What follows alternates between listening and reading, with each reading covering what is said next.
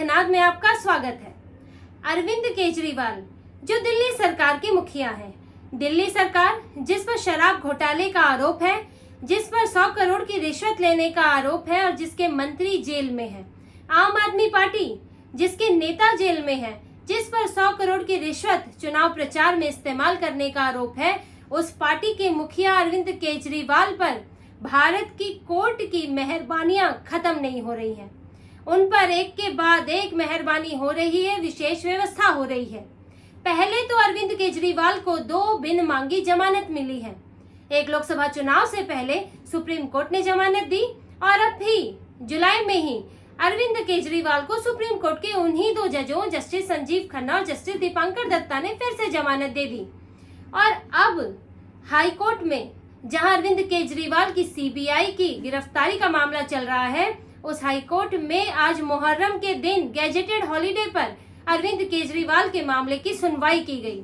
आज का दिन जब सबकी छुट्टी होती है, जब आधिकारिक छुट्टी है, कोर्ट में कोई बहुत खास मामले नहीं होते हैं, छुट्टियों के दिन में बड़े मामले भी नहीं लिए जाते हैं, लेकिन अरविंद केजरीवाल का मामला इस दिन के लिए रखा गया और आज कोर्ट खोला गया। अरविंद केजरीवाल के मामले की सुनवाई हुई और उसको 2 कदम आगे और बढ़ाया गया और इसमें ना सिर्फ गिरफ्तारी बल्कि जमानत पर भी दलीलें दी गई। अरविंद केजरीवाल जाते तो गिरफ्तारी के लिए, लेकिन बीच में जमानत जरूर आ जाती है। ये हर बार हो रहा है। हालांकि इस बार तो उनके वकील ने ही इसकी अपील की थी। तो सीबीआई में जो आज मुहर्रम के दिन, छुट्टी वाले दिन अरविंद केजरीवाल के मामले की सुनवाई हुई, उसमें सीबीआई की गिरफ्तारी को चुनौती दी गई और जमानत की याचिका डाली गई। लेकिन ये सुनवाई जरूरी नहीं कि आज ही होती, किसी और दिन भी हो सकती थी। अब 18 को, 19 को, किसी और दिन भी लिस्ट किया जा सकता था, क्योंकि आप ये कागज देखिए, इसके अंदर साफ लिखा है कि हाई कोर्ट की 17 तारीख को छुट्टी है। इसमें दिल्ली हाई कोर्ट की छुट्टियां बताई गई है और 17 जुलाई 2024 को मुहर्रम की छुट्टी बताई गई है। ये आप खुद देख सकते हैं। लेकिन फिर भी अरविंद केजरीवाल का केस छुट्टी के दिन भी रखा गया। जज बहुत मेहनत कर रहे हैं। अरविंद केजरीवाल के लिए जुडिशरी दिन रात जुटी हुई है। किसका न्याय नहीं होना चाहिए, सबसे बड़ा न्याय उन्हीं के साथ हो रहा है और बिल्कुल न्याय के साथ अरविंद केजरीवाल के लिए दिन रात वकील, जज, कोर्ट सब जुटे हुए हैं। कुछ तो खास बात होगी अरविंद केजरीवाल में कि ऐसा लगता है कि केजरीवाल के मामले की अगर सुनवाई नहीं हुई, उनको न्याय नहीं मिला, तो पूरे भारत के साथ अन्याय हो जाएगा। उनका न्याय यानी कि जन जन के साथ न्याय। ऐसा लगता है कि दिल्ली के वाकई वो दिल्ली के बेटे, भारत के बेटे हो गए हैं और पूरी जुडिशरी जुट गई है अरविंद केजरीवाल को जमानत देने के लिए, अरविंद केजरीवाल के साथ न्याय करने के लिए। लेकिन खैर, आज जो सुनवाई हुई उसमें तो कोई फैसला नहीं हुआ, फैसला सुरक्षित रखा गया। सीबीआई की गिरफ्तारी को चुनौती दी थी अरविंद केजरीवाल ने कि गिरफ्तारी गलत है, बिना गिरफ्तारी के भी पूछताछ हो सकती है, ये सब उनका कहना था। और इसके अलावा उनका ये कहना है कि सीबीआई की गिरफ्तारी के मामले में भी जमानत पर सुनवाई की जाए। जैसे कि अभी ईडी का मामला चल रहा था जमानत का, लेकिन सुप्रीम कोर्ट ने जमानत दे दी। अब मामला जो है गिरफ्तारी को लेकर, वहां भी गिरफ्तारी को चुनौती दी है, लेकिन वो मामला बड़ी बेंच के पास है। ऐसे ही सीबीआई को गिरफ्तारी को चुनौती दी थी और साथ में जमानत की याचिका डाली थी। लेकिन अभी हाई कोर्ट ने गिरफ्तारी की चुनौती वाली याचिका पर फैसला सुरक्षित रख लिया है और 29 जुलाई को जमानत पर आगे सुनवाई होगी। लेकिन आज दोनों पक्षों के बीच अरविंद केजरीवाल के वकील अभिषेक मनु सिंघवी और सीबीआई के वकील डीपी सिंह के बीच बहुत जिरह हुई, दलीलें दी गई और सीबीआई ने इस बात का विरोध किया। गिरफ्तारी को तो सही ठहराया, लेकिन ये भी कहा कि जमानत पर सुनवाई की जरूरत नहीं है, क्योंकि अभी केजरीवाल गिरफ्तार हुए हैं, उनकी पिछली जमानतें ईडी के केस में है और उसमें भी 2 जमानतें ऐसी हैं, एक खास वजह से दी गई और दूसरी खारिज हो गई। तो आप उन्हें इस आधार पे कि पिछली उन्हें 3 जमानत मिल चुकी है, तो ये आधार नहीं बनता कि आगे उन्हें जमानत पर सुनवाई की जाए और ये गिरफ्तारी के मामले से जमानत का मामला भी बन जाए। अब अभिषेक मनु सिंघवी ने कई आरोप लगाए सीबीआई पर। उन्होंने 2 बातें खास तौर पर कही, जिसमें एक शब्द इस्तेमाल किया गया, इंश्योरेंस अरेस्ट। उनका ये कहना था कि सीबीआई ने गलत तरीके से अरविंद केजरीवाल को गिरफ्तार किया। ये जो समय था गिरफ्तारी का, ये बड़ा सोचा समझा था। जब सीबीआई को लगा कि अब अरविंद केजरीवाल ईडी के मामले में जमानत पाने ही वाले हैं, और तब उन्होंने गिरफ्तार कर लिया। हालांकि ये सिंघवी से ये पूछा जाए, वो जवाब दे इस बात का कि उनको कैसे पता कि सुप्रीम कोर्ट से जमानत मिल ही जाएगी, क्योंकि उनकी पहले जो लोअर कोर्ट की जमानत थी वो तो खारिज हो चुकी थी सीबीआई की गिरफ्तारी से पहले, फिर हाई कोर्ट में सुनवाई चल रही थी। तो उनका ये कहना है कि अरविंद केजरीवाल ईडी के केस में बाहर ना आ सके, इसलिए उन्हें किसी तरह अंदर रखने के लिए सीबीआई ने गिरफ्तारी की। सीबीआई 2 साल से सो क्यों रही थी? 2 साल से जब जांच चल रही है तब क्यों नहीं गिरफ्तारी की? तो अभी ये जानबूझ के की गई है, बस उन्हें अंदर रखने का एक तरीका है। ये इंश्योरेंस अरेस्ट है, यानी कि जो आरोपी है वो बाहर निकल ना पाए, पहले ही उसे अरेस्ट कर लिया जाए, पहले गिरफ्तार कर लिया जाए। ये सीबीआई का मकसद रहा है। इसका जवाब सीबीआई के वकील डीपी सिंह ने दिया और बड़े विस्तार से उन्होंने बताया कि बीच में 2 साल सीबीआई क्या कर रही थी, क्यों नहीं अरविंद केजरीवाल को तब गिरफ्तार किया। उसकी वजह ये थी कि अरविंद केजरीवाल का नाम शुरुआती दौर में सिर्फ मनी लॉन्ड्रिंग में आया। ईडी और सीबीआई 2 अलग अलग तरह की जांच करती है। जो सीबीआई जांच करती है वो ये है कि भ्रष्टाचार हुआ कैसे, मोडस ऑपरेंडी क्या रहा, क्या कौन कौन भ्रष्टाचार में शामिल है, क्या क्या रूट अपनाए गए, क्या किया गया, ये सीबीआई जांच करती है। और वहीं ईडी जांच करती है कि भ्रष्टाचार में जो पैसों का लेन देन हुआ वो कैसे हुआ, उसका रूट क्या है, कैश कहां से आया, कैश कहां गया, किसने इस्तेमाल किया, ईडी ये देखती है।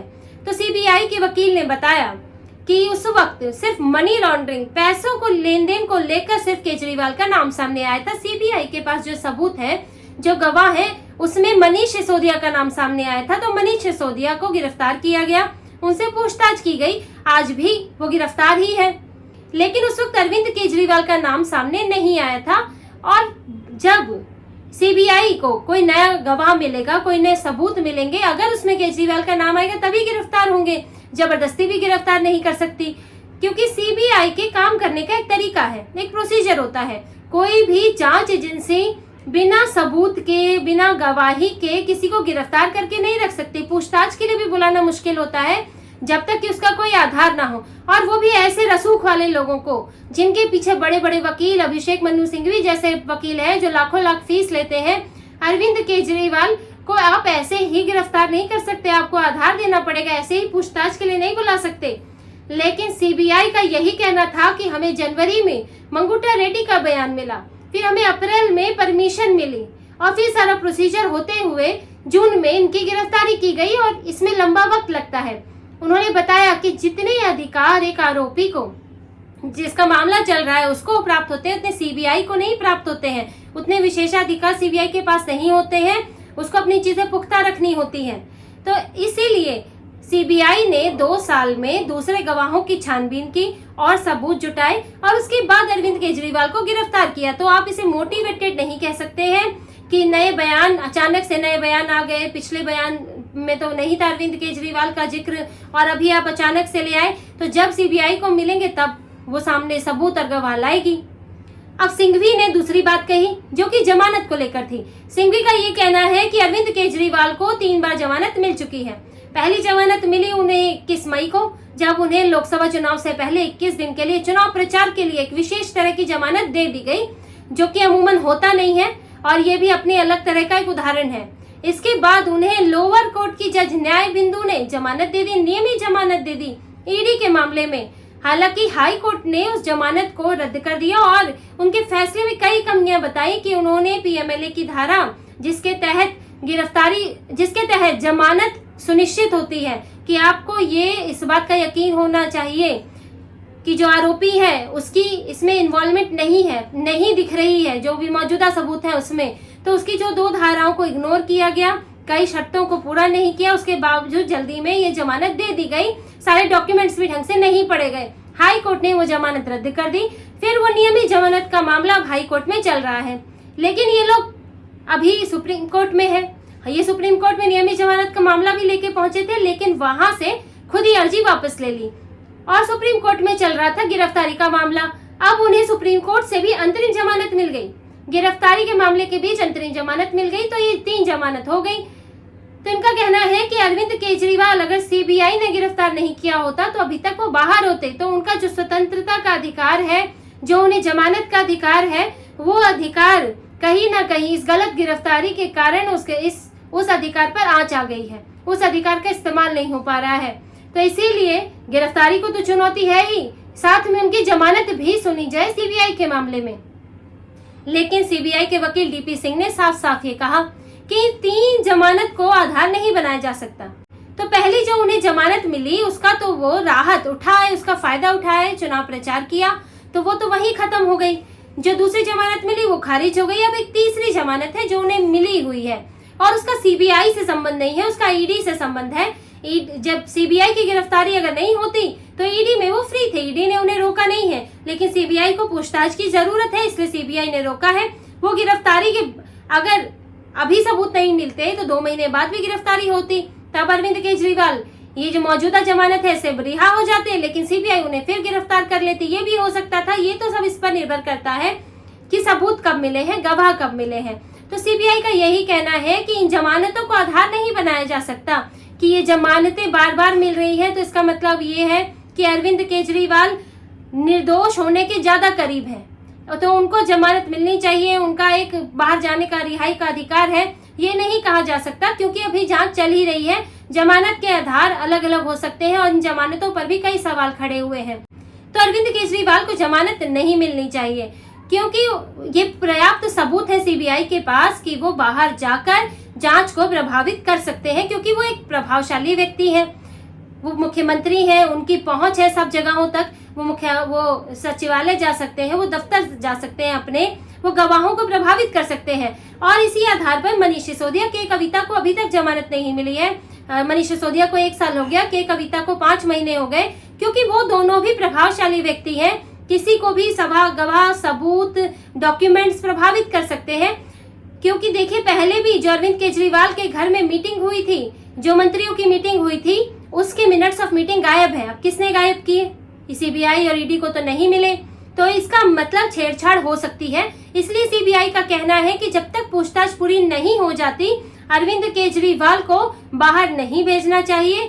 और ये बात ध्यान रखनी चाहिए कि सारे गवाह सबूत इंटैक्ट रहे और कम से कम कोर्ट में जब तक उनकी गवाही नहीं हो जाती, कोर्ट में चीजें दर्ज नहीं हो जाती, तब तक तो जो भी प्रभावशाली लोग हैं उनको बाहर ना भेजा जाए।